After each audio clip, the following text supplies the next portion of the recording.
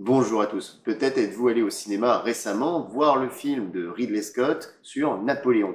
Dès le début du film, celui-ci nous lance dans le siège de Toulon, mais qu'en est-il de la réalité?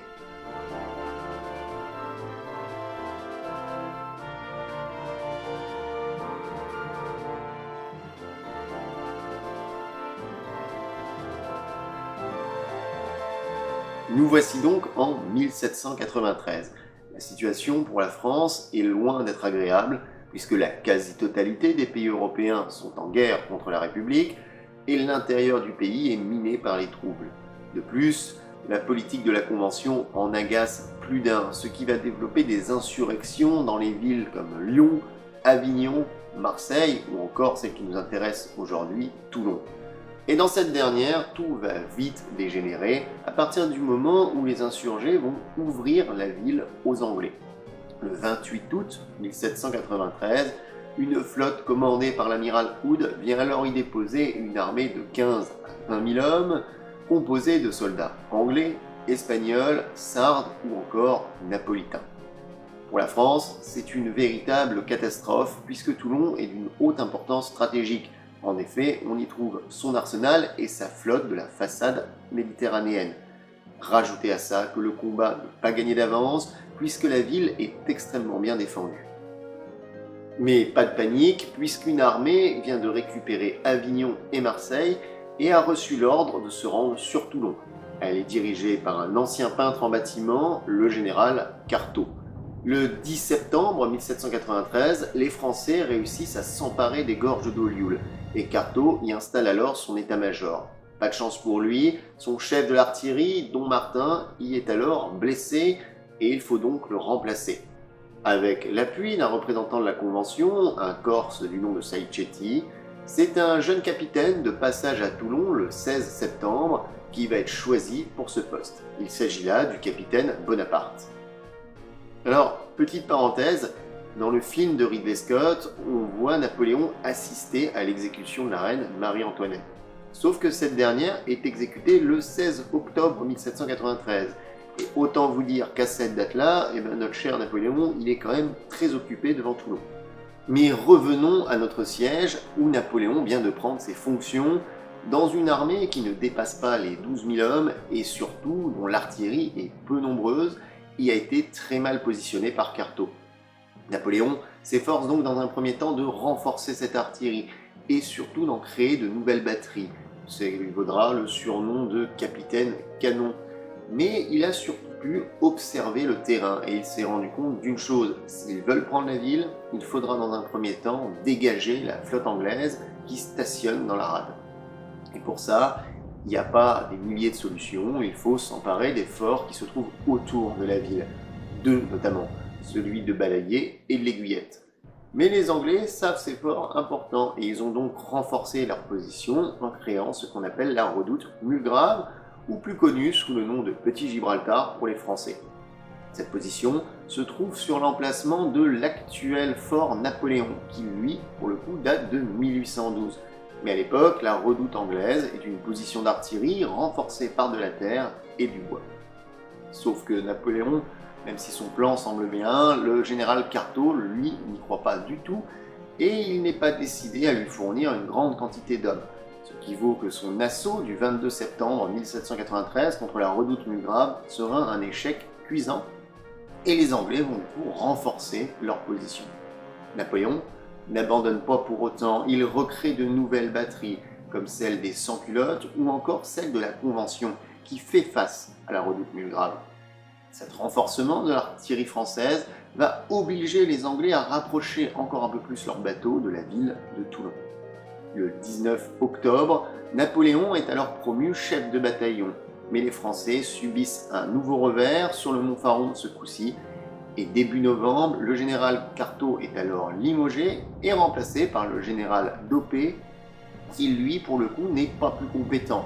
D'ailleurs, le 15 novembre, il subit lui-même un gros revers, et il est alors remplacé le 17 novembre par le général Dugommier. Et là, pour le coup, on a déjà quelqu'un d'un peu plus compétent. Et puis le rapport de force, il s'est nettement amélioré pour les Français, puisque dorénavant, ils sont à 30 000 hommes, alors que les coalisés en ont à peine 15 000. Et puis leur artillerie a été grandement renforcée. Napoléon a pu créer de nouvelles batteries, comme celle qui est nommée la batterie des hommes sans peur, puisqu'elle est régulièrement sous le feu ennemi.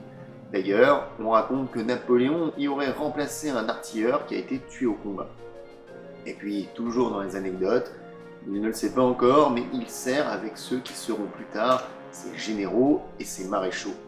Un jour, Napoléon a besoin d'un soldat sachant écrire. Un sergent se présente à lui et commence à prendre la lettre sous la dictée quand un boulet vient tomber entre les deux hommes.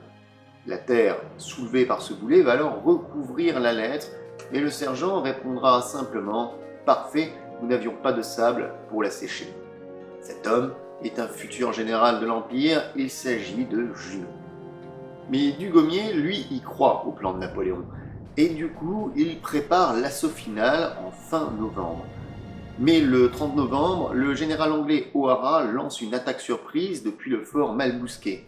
Il parvient à s'emparer des batteries françaises les plus proches et à les saboter, mais les Français contre-attaquent, avec notamment Napoléon, qui va parvenir à faire prisonnier le général anglais O'Hara. Ce dernier peut alors dire que dans sa carrière, il aura dû rendre les armes une fois devant George Washington et une autre fois devant Napoléon Bonaparte. Ce qui n'est quand même pas rien. Mais l'heure de l'attaque finale est enfin arrivée. Dans la nuit du 16 au 17 décembre 1793, sous une pluie battante et après un fort bombardement, à 1h du matin, une première vague de soldats français s'élance alors sur la redoute Mulgrave. À 3h du matin, avec Napoléon à leur tête, c'est une seconde vague qui lance aussi l'attaque contre la redoute. Les combats sont violents, ils se font au corps à corps, et Bonaparte y est même blessé. Mais c'est un succès, la redoute Mulgrave tombe aux mains des armées françaises. C'est ensuite au tour du fort de Balaguier et de l'Aiguillette d'être pris. De plus, les forts du Faron tombent également. Pour les Anglais, ce n'est plus qu'une question de temps avant que leur flotte soit sous le feu des canons français. Ils n'ont pas d'autre choix que d'abandonner la ville, chose qu'ils feront après avoir mis le feu au stock de l'arsenal et détruit 12 navires français. Le 19 décembre, les armées de la République entrent dans Toulon et les représailles ne se font pas attendre. Si de nombreux insurgés ont réussi à fuir avec les Anglais, ce n'est pas le cas de tous, et entre 700 et 800 personnes seront fusillées sur le champ de Mars. De plus, le 24 décembre 1793, la Convention sort un décret disant que le nom infâme de Toulon doit être remplacé et que désormais la commune s'appellera Port-la-Montagne.